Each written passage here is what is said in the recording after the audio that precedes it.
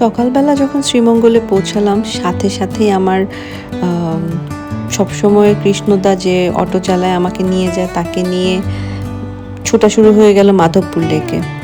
So সকাল হতেই আমরা মাধবপুর লেকে যাওয়ার সময় রাস্তায় যখন সূর্য আস্তে আস্তে উঠলো, সূর্যের আলো গাছের ফাঁক দিয়ে যখন পড়ছিল, সেই সৌন্দর্য আসলে বলে বোঝানোর কিছুই নেই। অ্যান্ড দেন যখন আস্তে আস্তে পুরো আকাশে আলো এসে পড়লো, আমরা দেখতে পেলাম অনেকগুলো shade of green.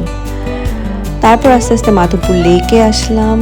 Madhabpur lake actually it's a big চা বাগান, যেটার মাঝখানে অনেক বড় একটা লেক আছে এবং এটা দেখতে অনেক ভালো লাগে। এবং এখানে সকালবেলা আমি যেহেতু এসেছি, আমার হাঁটতে খুব ভালো লাগছিল।